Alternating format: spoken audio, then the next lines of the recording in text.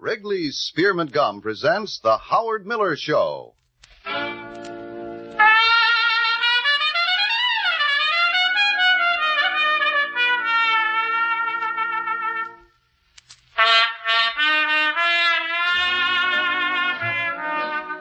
And now here with music on records is Howard Miller.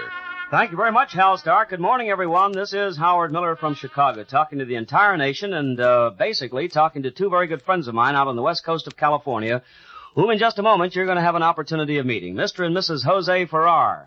But, of course, the lady of the combo is not to be subordinated completely by the great career of the star of stage, screen, television, and whatnot, because, of course, Mrs. Ferrer is also a careerist in her own right, the very lovely and lovable Rosemary Clooney. We're going to go out to their Beverly Hills home in just a half of a jiffy and talk to them and find out what's happening to the heat wave out there.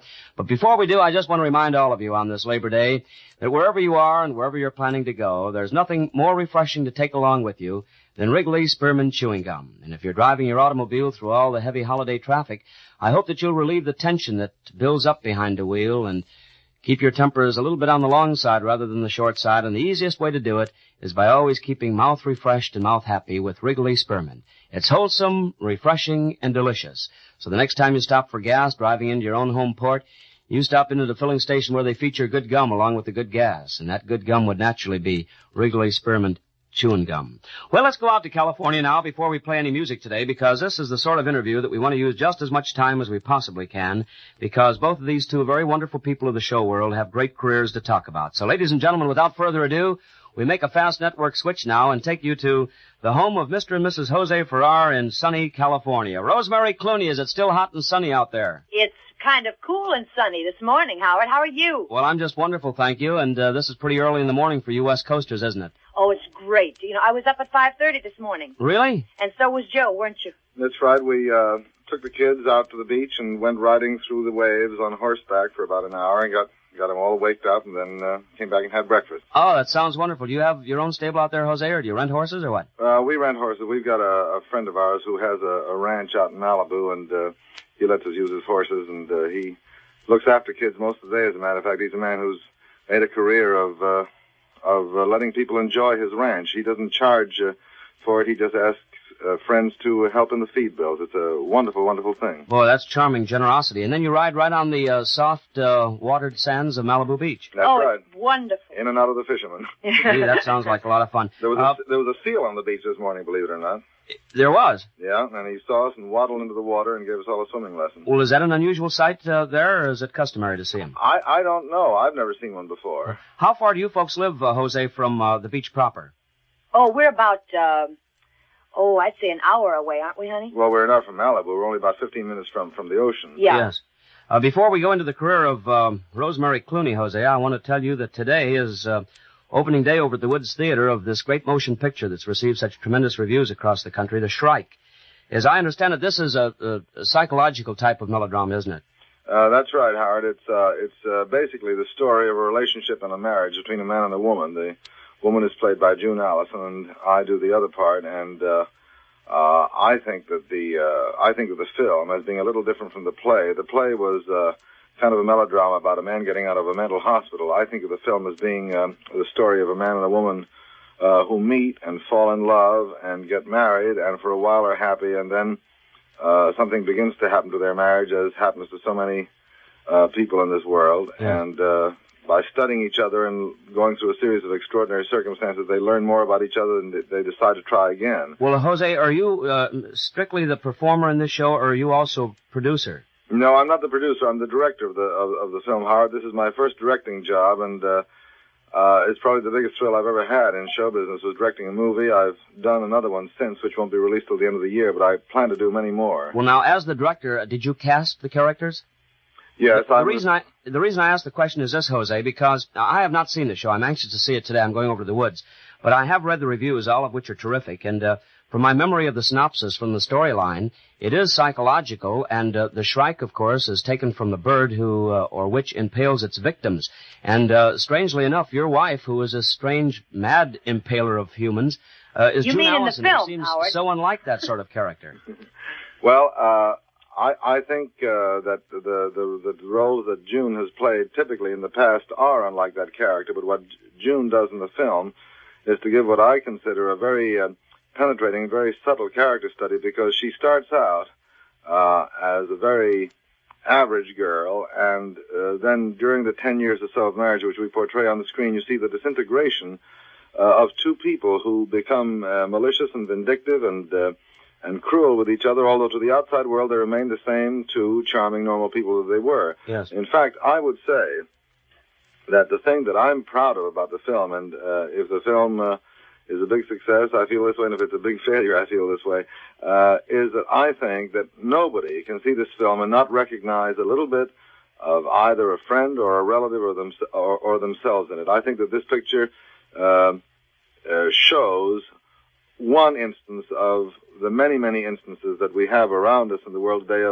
of what people undergo in marriage, and I think that the moral of the picture is a very noble moral, which is that marriage is like everything else in life. If you want to make it work, you've got to work at it. Nobody hands you a happy marriage. You have to go out and make it a happy marriage, and then the rewards are worthwhile. And if a marriage fails, it's the fault of the two people. Whatever the reasons may be, there may be extenuating circumstances, but it's their fault that it didn't work. Yes. Speaking of this business of marriage, Rosemary Clooney, I think that I know you much better, much more intimately than I know Jose, and I know what a sweet and wonderful person you are. I would be inclined to think that you have a philosophy of marriage, and you have gone into marriage with your eyes wide open to the fact that you also married a careerist, and both you and Jose, of course, have a great career.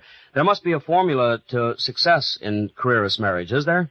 I tell you something, Howard. I think one of the most basic rules as far as any marriage is concerned, whether it has to do with people that have separate careers or not, I think that it's giving 100% instead of stopping at 50, you know? Yes.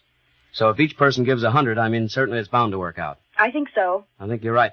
Rosemary, let me ask you this question first. What are the problems of two careerists like you and Jose, whose work actually, while it's counter to each other, is not the same? Jose basically being an actor, you basically being a musical talent. Do you have some common interest in the theater, or does he have a greater common interest for your music? You know, I think that we have so many interests that I don't know anything that we don't have in common. Don't you say That's that? That's right. I would certainly say that. It's like riding horseback at 5:30 on Malibu Beach. How's little Miguel? Oh, yeah, we just sent him back to his nursery because he looked a little hungry. He was. I think he was mad he wasn't broadcasting. So you shoot him away from our Wrigley Spearman show, huh? Yes. Well, now, Rosie, we have a record of yours up on the turntable. I think I'll give a spin to it now, and that'll leave us a few more minutes after it's over to talk again. This is one of your recent ones for Columbia, and I noticed it's on all the charts now as a bestseller across the country, and it's well understood why it is, because it's so cute and so typical of your great ability at affecting a dialect. Where did you get this material? Well, Mitch Miller found it, I think, from that Sands show. You know, the Las Vegas show, Howard? Yes. Milton DeLugg and Bob Hilliard wrote it. Was it written for you? No, it was written for that show, really. Gee, it sounds like they were commissioned to write it just for you, though, in that show, because it is so typical of so many of the other things, the fine things that you've done, like Botcha Me and Come On to My House. It's almost like a Ross Bagdasarian tune. It is, isn't it? I hope it can do as well for you. Let's listen to it. Rosemary Clooney, very wonderful Columbia record called Sailor Boys Have Talked to Me in English. Rosie, Rosie, you are the one we love.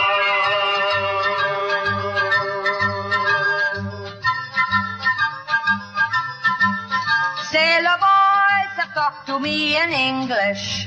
Sailor boys have told me what to say. Sailor boys have talked to me in English. Now I know all about the USA. San Francisco is in Chicago. Arizona is in Wyoming. Missouri is in Massachusetts. And everything in Texas is Vermont. The man successful is in the Navy, is very lucky to kiss a sailor. He promised next year I win the sweepstake. I kiss the sailor when he tell me that. Sailor boys have talked to me in English. Sailor boys have told me what to say. Sailor boys have talked to me in English. Now I know all about the USA.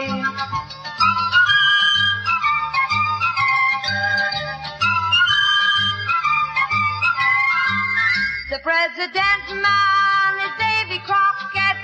He joined the Navy to come and see me. He make me present of Pennsylvania. But every time we kiss, I give it back. He bring me banjo from old Susanna. He sing me Carmen from Guy Lombardo. And in the moonlight, he say he love me. I love to hear a sailor tell me that. Like an elephant, I never forget. She never forget. Like an elephant, I never forget. She never forget. Sailor boys have told me what to say. Now I know all about the USA. That's Rosemary Clooney with Sailor Boys Have Talked to Me in English. A wonderful record, Rosie. Thank you, Howard. Jose, I want to ask you a question. Would you like to do a dramatic role opposite Rosie? Do you think that you would like to see her play opposite you in a heavy dramatic thing? I certainly would. As a matter of fact, we're looking for properties now, and a friend of mine, Stanley Donnan, the director at Metro-Goldwyn-Mayer, who directed the picture I made there called Deep in My Heart, and I are kind of kicking around a little story for Rosemary and me. You know, I would love to see it. I think so frequently throughout life, all of us, of course, and particularly you people, great people in the profession, get yourself into the rut or a cast. You start playing the butler, and you're forever a butler, forever a housemaid. And I would hate to think that the world won't accept Rosemary Clooney as something more than a singer, because I know that they will. I think she's capable of great emotional talents. Well, I agree with you completely, Howard, and I don't say this because she's my wife, because if there's one thing I'm cold-blooded about, it's acting, including my own. But I think Rosie has a very fine acting talent, and I think there's no question about the fact that she will establish herself very firmly as an actress when given the chance. Well, Rosie, if you've given Boss Man permission to look for a dramatic piece for you both, it must be that you're in a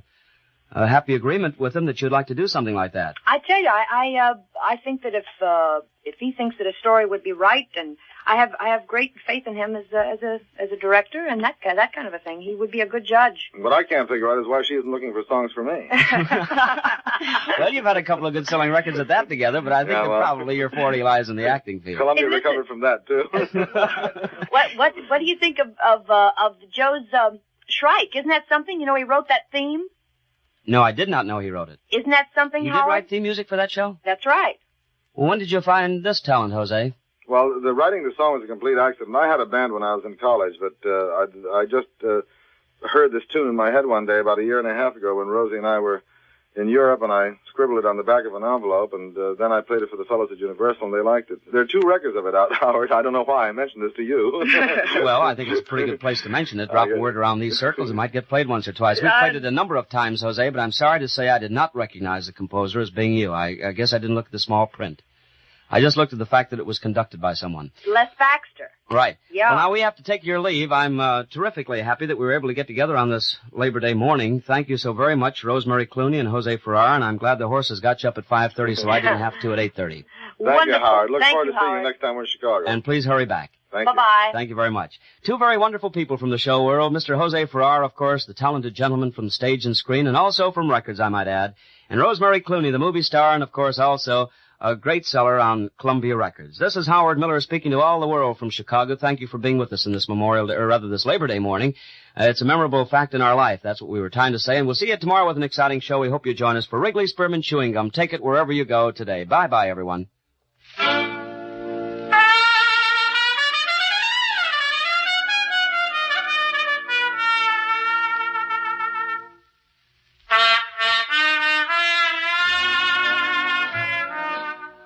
You've just heard The Howard Miller Show with music on records brought to you from Chicago by Wrigley Spearmint Gum. Be sure to join Howard Miller tomorrow at this same time when his guest will be the Crew Cuts from the Claypool Hotel in Indianapolis. This is the CBS Radio Network.